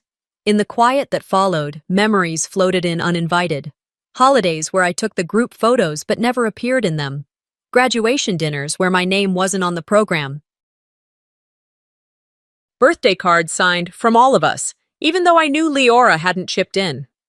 Valora used to say, "Sadie's the calm one. She doesn't need all that fuss." I'd let it pass, again and again. Told myself being left out didn't mean I was unloved, that my value wasn't tied to someone remembering to include me in a slideshow or a speech. But it adds up. Little absences pile into a canyon. One evening, about a week before the party, I took Finn for a walk around the ridge behind the cabin. The sun was setting, and the light hit the trees just right, making them look like fire. Finn chased a squirrel and came back breathless, his tail high. I watched him, and for the first time in a long while, I felt the weight of pretending start to crack. When we got back, I sat on the edge of the bed, stared at the packed gift box, and whispered, "Maybe this time they'll see me. Maybe this time I won't have to disappear to be respected." The morning of the party, I loaded the box into the car, clipped Finn's harness on, and turned the key in the ignition. My hands were steady, my breath even. I could have said no, I should have. But something in me, a small, aching hope, still wanted them to choose me without being reminded. That's the last time I ever gave them the benefit of the doubt. They'd taken my name off everything, except the deed. I stood there, still, for a moment after the slap. The sting on my cheek had already dulled to a low hum, like a warning light buzzing in the back of my brain. But what stuck more than the pain was the applause. The polite, hesitant clapping that followed, like a room full of people didn't know whether to console me or congratulate her. That was the moment I stopped waiting for anyone to do the right thing. Finn stayed close as I walked past the white tents, the string lights blinking on as the late afternoon slid toward early evening. I had hoped the sun would linger, but it, too, seemed eager to leave the party early. As I reached the edge of the crowd, a young woman at the welcome table, probably hired for the event, looked up and smiled. "Can I help you find your seat?" she asked, glancing at the clipboard in her hand. I blinked at her. "I already found it," I said quietly, and held up the badge pinned to my chest. "Guest 18. She frowned. "Oh, sorry. We just went off the master list." I nodded and turned toward the drink station, the gift box still tucked carefully under my arm. No one had asked about it. No one had offered to take it. I ended up placing it myself under the table, careful not to let it sit in the sun. Next to the bar, a group of guests laughed loudly. I caught my father's voice in the middle of a story. I didn't stop. I walked toward the photo wall. It had grown since the last time I'd seen it, now bathed in warm golden light from the hanging bulbs overhead. Dozens of photos, printed in glossy full color, framed by pale wood. Kids with ice cream, Christmas mornings, Leora in a white dress at graduation. Valora with her arms around everyone, always center stage. And then I saw the one that sent my pulse racing. It was my mother, my real mother, standing next to the cabin. I recognized the floral blouse, the long braid down her back, but half her face was cropped out, as if someone hadn't noticed, or hadn't cared. They erased her too. I stepped back, pressing my lips together, trying to focus on the sound of Finn's nails tapping the ground as he circled near me. Valora's voice rang out behind me. "Everyone, I'd love to take a moment to show you something truly special." I turned and saw her standing near the food table, lifting a folded piece of cloth from a basket. "This," she announced, "is a precious heirloom, passed down from my mother to me. It's been in our family for decades. We thought today was the perfect occasion to display it." She unfolded the linen. I knew it immediately. It was the same embroidered cloth my mother stitched when I was 17. The thread, a soft hunter green, ran in looping vines along the border, ending with a tiny set of initials in the corner, SW. My breath hitched, but I said nothing. No one noticed. They were all too busy smiling, nodding, admiring Valora's performance. I stood still, feeling the air thicken in my chest. She held the cloth up like a trophy. A symbol of tradition, of endurance, she said. Something that ties us all together. I turned away. The walk to the restroom felt longer than it should have. My heels clicked on the temporary floor tiles they'd laid for the event. I pushed open the bathroom door and stood inside for a minute, not using it, just breathing. When I came back out, Valora was posing for a photo with the cloth draped over her arm.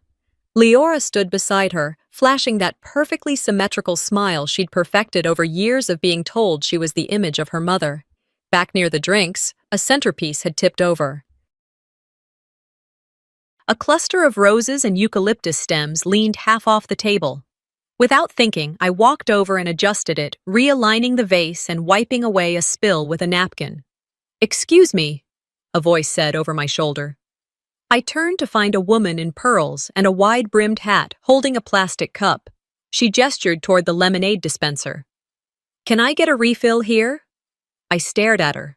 She stared back, clearly expecting action. "You're catering, right?" she added when I didn't move fast enough. I could feel the blood rush to my ears. I opened my mouth, then closed it. "No," I said after a pause. "I own the house." Her expression faltered. "Oh, well, you looked busy." I didn't answer. I turned away and walked back toward my seat. If you could call it that. It was a folding chair, wedged between the portable restroom and the audio speaker that had been humming a low, distorted buzz all afternoon. Someone had dropped a half-eaten plate of potato salad on the ground nearby. The scent was starting to turn. Finn curled up underneath the chair, pressing against my leg. I reached down, resting my hand on his back. Up front, Leora had taken the mic.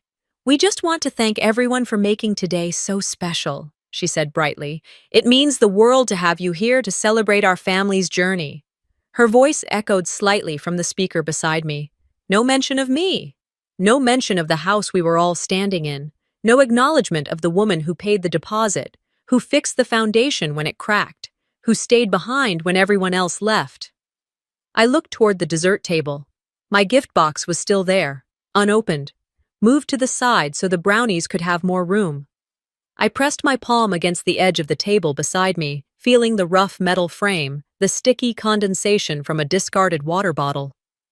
You can erase names from photos, I thought. From napkins, from speeches, from lists. I looked down at Finn, his brown eyes steady on mine. But not from title deeds. They didn't realize I'd already started the paperwork. I sat quietly in that metal folding chair, the edge of it cutting faintly into the backs of my thighs. To my left was a hand-washing station buzzing with flies. To my right, the entrance to the portable restroom, its plastic door swinging shut every few minutes with a heavy, thudding finality. A child ran past, nearly clipping my knee. No apology, just laughter as he rejoined a gaggle of kids at the dessert table. Across the yard, I could see Harlan seated at one of the main tables under the canopy, sipping his second glass of tea like nothing had happened, like his daughter hadn't been slapped across the face and then applauded for standing still. No one came to check on me, not even a glance. My chair didn't have my name, just the number 18 again, hand-scrawled in Sharpie on a folded card. I had asked the woman at the welcome table if they had made a mistake earlier, but she just shrugged and said, "Sorry, we went by Valora's list." Of course they did. Finn lay flat against my boots, head on his paws, barely moving. He was the only one who noticed when I shifted my weight, when my fingers began tapping against my thigh. "You okay, hun?" a woman across from me asked, not looking up from her phone. "I'm good," I said. I didn't recognize her. That should have been my first warning about this whole charade. Most of the people here were either extended friends of Valora's or social media acquaintances from her Heart homepage. I'd seen half their faces in her reels. Not one had acknowledged that the house they were standing in belonged to me, the house Valora had just gone live to promote. I could hear her voice carrying from across the lawn, just a few paces from where she stood beneath a ring light, one hand on her hip, the other resting lightly on the armrest of a rocking chair I built with my own two hands. "This home," she said, her voice butter smooth, "is the beating heart of our family, a space of healing, a symbol of what it means to come together and build something beautiful." Behind her, a guest held up their phone to record her speech. "She's good at this," someone said near me, impressed, "knows her angles." I swallowed hard, looking at the faint cracks in the patio stones near my feet. I remembered fixing those myself 2 summers ago when the rains had eaten away the edge. Valora had stood by holding a clipboard, filming a before and after clip she never credited me for. I tried to steady my breath, but my heart had other plans. Leora was near the legacy wall now, holding a framed photo for a group of guests. "This one's from my graduation," she said. "Dad drove 6 hours for it, didn't even complain once." Someone asked, "Where's your sister in all these?" Leora gave a tight smile. "Oh, you mean Sadie? She likes to stay out of things." I looked up, meeting her gaze for a fleeting second. She didn't hold it. She looked down instead, repositioning the frame like it had betrayed her. My jaw clenched. I thought about all the birthdays I spent alone when she was in Florida, about the hospital bills I covered when Dad lost his job, the late-night drives to bring her medicine when she lived in that cramped apartment with her first fiancé. And yet here she was, standing 10 feet from a banner that read, "Kalin Family Legacy," rewriting the story without even blinking.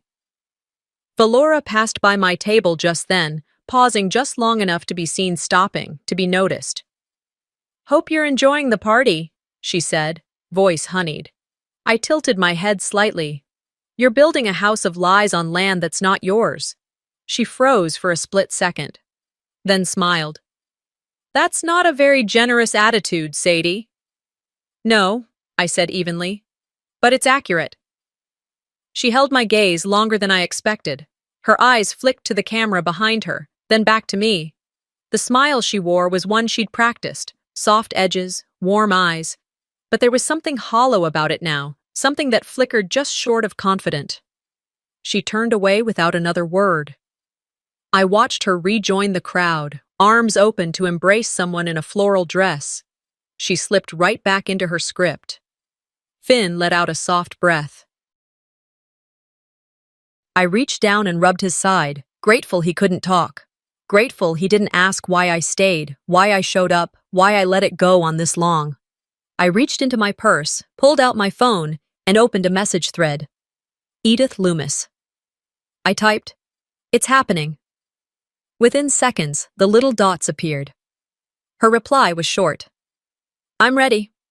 Just say the word." I didn't respond. Not yet. Finn shifted beside me, ears twitching. I whispered, "Not yet, but soon." I stood, brushing off my skirt, walked to the dessert table where the box I'd wrapped sat untouched beneath a pile of mismatched plates and a stack of extra napkins. I lifted it gently, slipping it back under my arm. A guest bumped into me. "Oh, sorry," she chirped.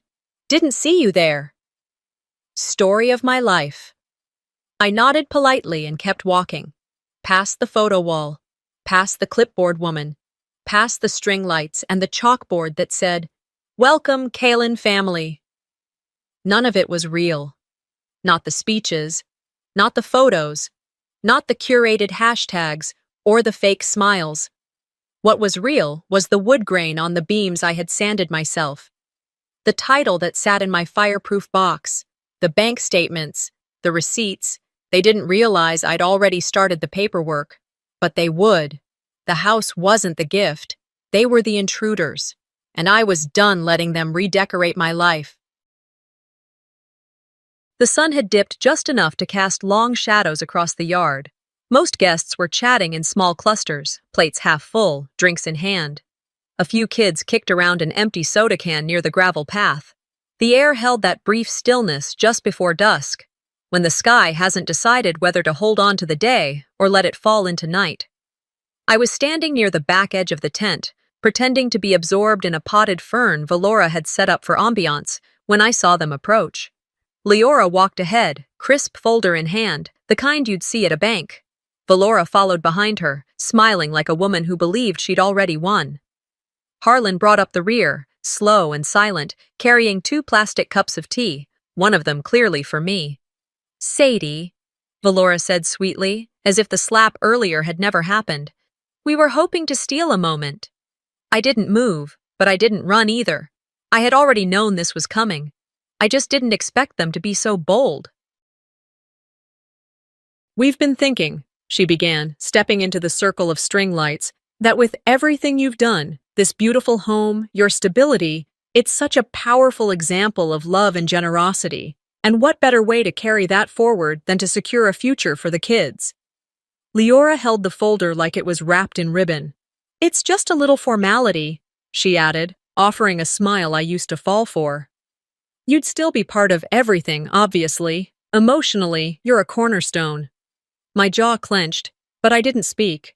Instead, I gestured toward the nearby table, and they followed. Valora slid into the seat across from me, the lights catching the shimmer on her blouse. Harlan didn't sit. He stood nearby, holding both teas like a peace offering no one asked for. Leora opened the folder. Inside was a pre-drafted deed transfer, my cabin, reassigned to Leora and her children, effective immediately. The justification: family legacy preservation. Valora tapped the signature line with a manicured nail. "It's just paperwork, sweetheart. You'll always be a part of us." I stared at the folder, read every word, slowly. I wanted them to see that I wasn't overwhelmed, wasn't flustered. I wanted them to know I was cataloging this moment, archiving their entitlement in my memory. After a long silence, Valora leaned in slightly. "You've had your quiet time. It's time to step aside gracefully." I closed the folder carefully, slid it back across the table.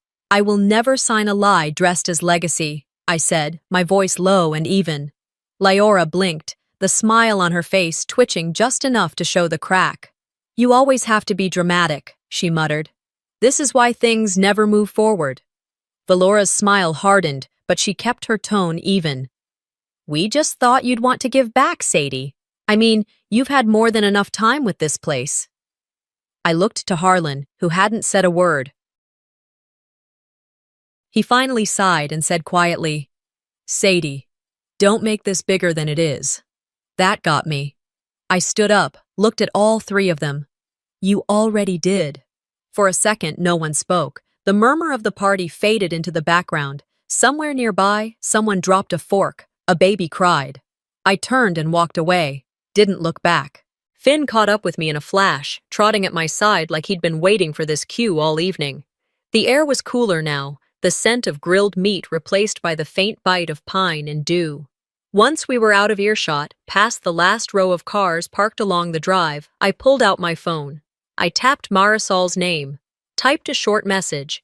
"I need a notary, a witness, everything we discussed." The response came back seconds later. "Already lined up. Just send me the timestamp." As we reached the side steps of the house, I looked up at the porch light glowing over the doorway. It flickered slightly, a bulb going out maybe, or maybe just nerves. I opened the door, let Finn in first. The interior of the house was quiet. Too quiet after the forced festivities outside. I placed my bag on the console table and stood still for a long moment. "This isn't just a house," I said aloud, more to the walls than to myself. "It's the last place I haven't been erased." Then I took a breath, straightened my shoulders, and started planning what would come next. They pushed me into silence, but they didn't expect I'd write the final word. The morning after the party was strangely quiet. No texts, no emails, not even a recycled inspirational quote from Valora's Instagram stories.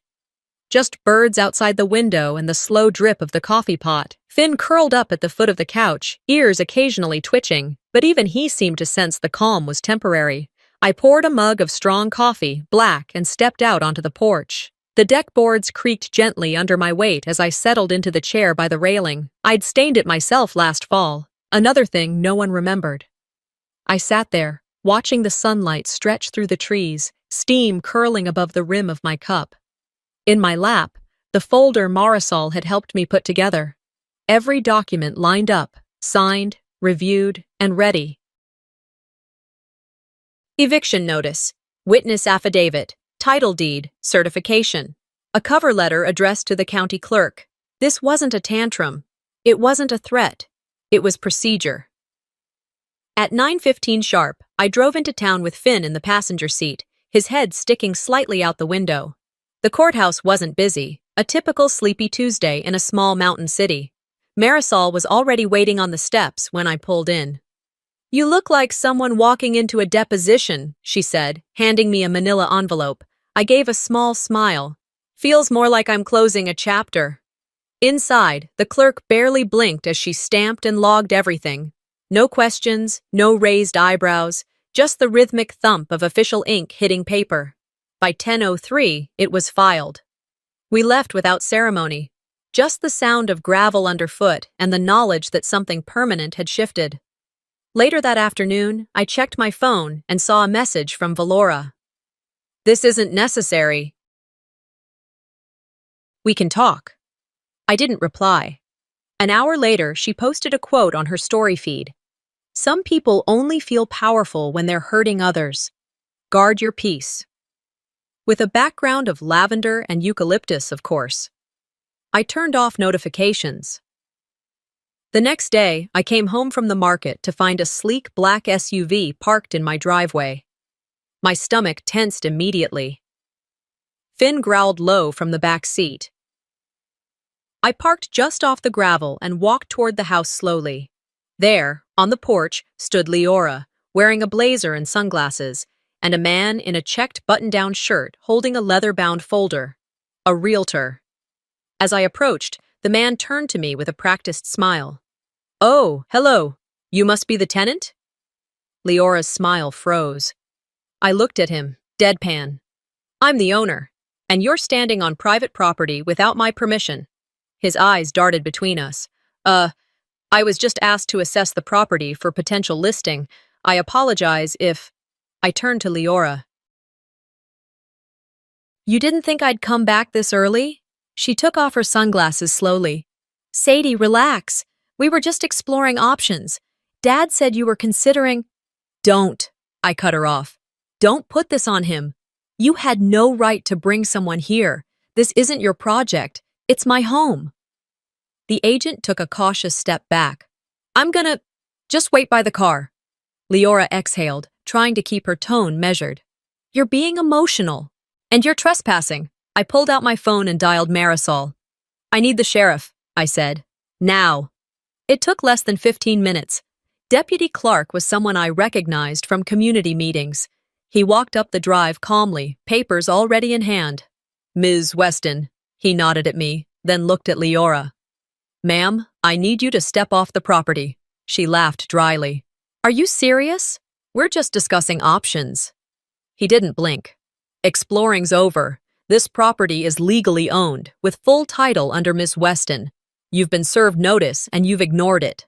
Any further action without her consent is a violation." Leora's eyes flared. She opened her mouth, then shut it again. Valora, still sitting in the SUV, stared straight ahead and never got out. I walked up the steps, past them, and entered the house without another word. Finn stayed on the porch, watching them go. By sunset, they were gone. That night, I printed a simple sign on my home printer.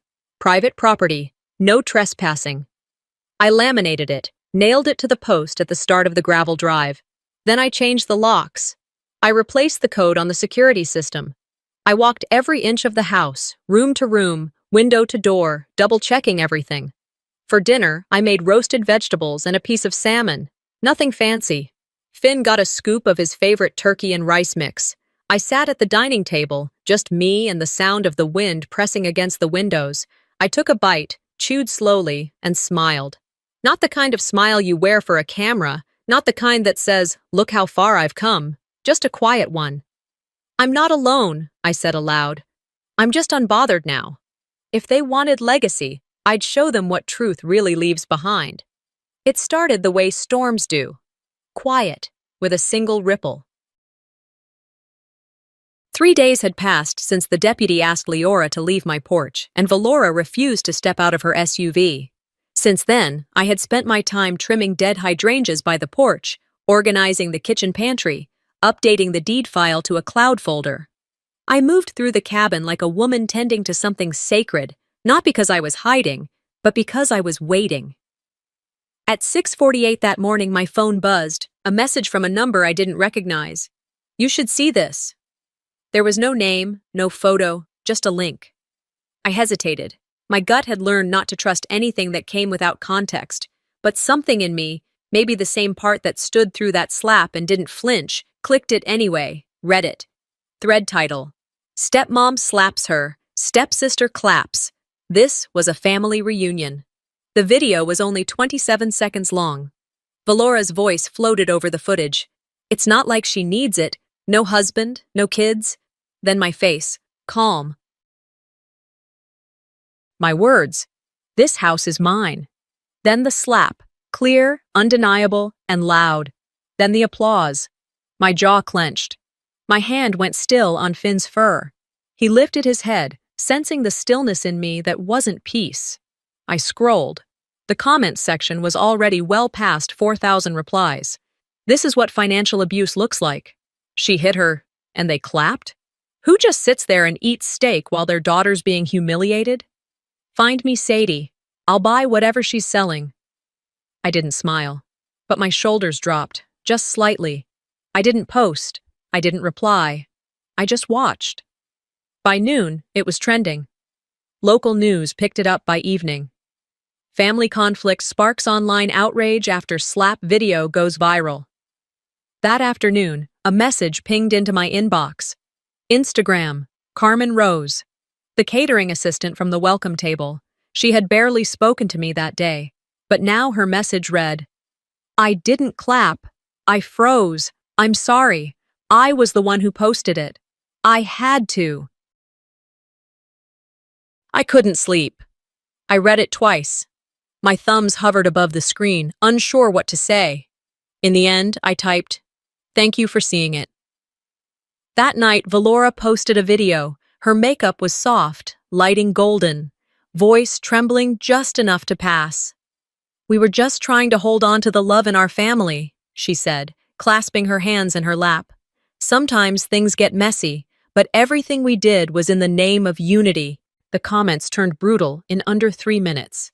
She slapped her and said she had no family. That's not unity. Trying to rebrand abuse isn't healing, it's manipulation. Sadie deserves justice, not a peace treaty signed in denial. An hour later, someone leaked screenshots, bank records, my deed, a copy of the cabin title with only my name. By the next morning, 2 of Valora's sponsors had dropped her. Heart Home's YouTube channel was disabled for review.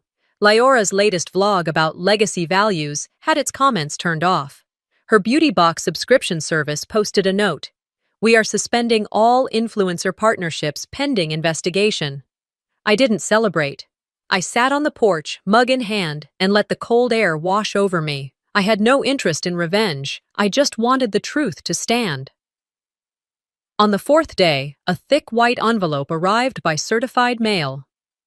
Return address: The Athena Project, legal advocacy for women silenced in family systems. Inside was a letter. "Dear Ms. Weston, we saw the footage, but more importantly, we reviewed the documents that surfaced. Your case is a textbook example of coercive legacy erasure and financial boundary violations. If you wish to pursue a full legal audit and protective claim, we are prepared to assist. Pro bono." I read it twice, then folded it neatly. For the first time in a very long time, I didn't feel like the outsider. That evening, I walked to the old woodpile out back. The air had cooled again, dusk painting shadows across the field.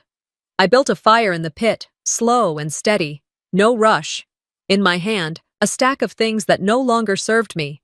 Thank you notes signed by people who never meant them. Unused place cards with my name scribbled on the back in fading ink. A photo of Valora holding Leora at Easter, with my mother's name scratched off the back. One by one, I let them drop into the flames, Not out of anger, out of ritual, out of reclamation. Finn lay nearby, eyes closed, chest rising steady. As the fire crackled and dimmed, I whispered aloud, not to anyone in particular, just to the wind. I didn't win the war, they just lost their grip on the lie. That Monday morning, I put on a blazer that hadn't seen daylight since my last speaking event 3 years ago. It still fit, snug around the shoulders, with a thread loose at the cuff I never bothered to fix. I tucked a copy of the original deed into my leather portfolio, then folded and placed the letter from Edith neatly on top. Finn paced near the door while I tied my shoes. He always knew when I was about to do something final. Edith pulled up right at 8:00, punctual as ever. She didn't honk. She didn't text. She just sat in the car, engine running, calm as a stone in a slow river. I slid into the passenger seat and nodded once. That was all we needed. The courthouse wasn't busy. A few folks in jeans and dusty boots stood in line for title transfers or marriage licenses. We waited quietly. The clerk behind the counter had soft curls and a name tag that read, Yvette. Edith spoke first, her tone even and efficient. We're here to submit final confirmation of property ownership under Ms. Sadie Weston. Here are the deed history, certified proof of financial transfers, notarized statements, and supporting documentation of contested claims. Yvette flipped through the folder, page by page. Her eyes paused over a few items. She looked up at me, then back down. Looks clear to me, she said. Then, with a practiced motion, she stamped the front page. That's it, Yvette said. You're all set. Edith touched my arm, just for a second. No words, just grounding. We left the building together, sunlight pooling in patches across the marble floor. Outside, the wind picked up, tugging gently at the hem of my coat. I didn't cry. I didn't smile. But something deep in my chest loosened. 2 days later, Harlan showed up at the cabin alone. No text, no call, just the sound of his car crunching down the gravel path around 10:15 in the morning. I was on the back porch when I heard the door open and close softly. I stayed where I was. I didn't need to greet him. He moved through the house with the kind of silence that only men raised in emotional droughts can perfect. A few drawers opened. A suitcase rolled lightly across the hardwood. I heard the fridge door open, then close again. A bottle of water taken. Nothing else. Then the footsteps stopped at the back doorway. I didn't turn around. He stood there for a moment. Maybe 5 seconds, maybe 20. Then he let out a sigh, that tired kind fathers have when they're about to lie to your face but decide not to bother. He didn't say a word. Not, I'm sorry. Not, I didn't know. Not, I tried. He just walked out. I listened to the car pull away until the sound disappeared behind the tree line. That was our last conversation. Silence. The next morning, I heard Valora had posted a new video. Of course she did. Perfectly lit, muted lavender tones. Soft piano music in the background.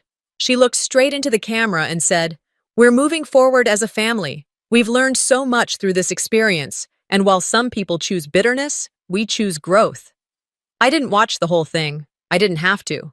I already knew the playbook. Smile, spin, spiritualize. But the internet didn't bite this time. Comments flooded under the video before it was taken down. She hit her stepdaughter in public and expected applause. This isn't growth, it's gaslighting. No healing without accountability, Valora.